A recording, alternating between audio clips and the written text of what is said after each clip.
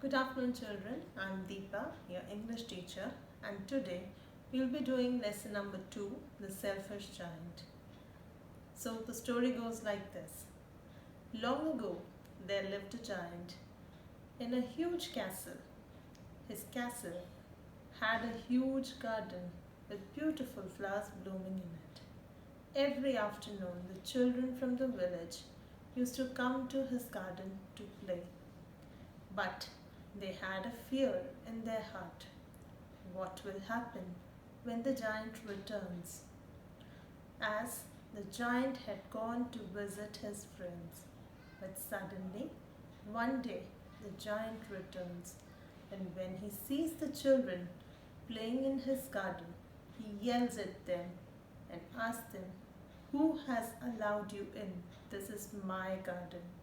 He builds up a huge wall around his castle and puts up a notice. Trespassers will be prosecuted. The children were really sad as they had no place to play.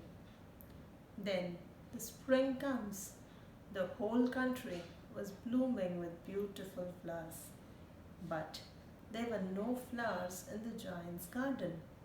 The only people living in the giant's garden were frost and snow. The giant was really sad and he kept on waiting for the spring, but the spring did not visit his garden. Now, one fine day, he hears a music from his garden and he steps out to see.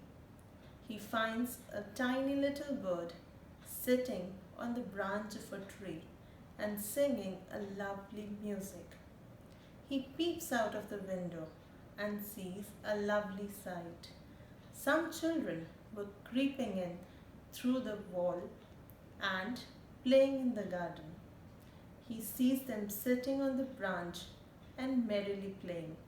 The trees and plants were really glad to have them back, and they covered themselves with beautiful flowers and leaves. The giant's heart melts, and with tears in his eyes, he realizes that how selfish he had been all these years. So he breaks the wall around his castle and allows the children to play with him. And he sometimes joined them in playing. As the years went by, he grew very old and feeble, so he used to sit in the armchair and would see and watch the children play.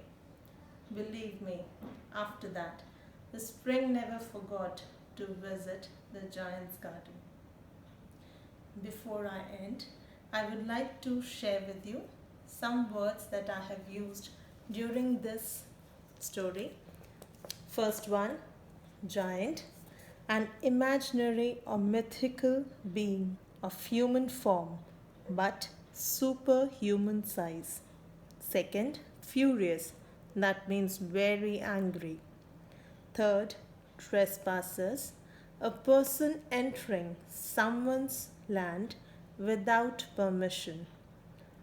Prosecuted, that means taking a legal action. Glad means happy.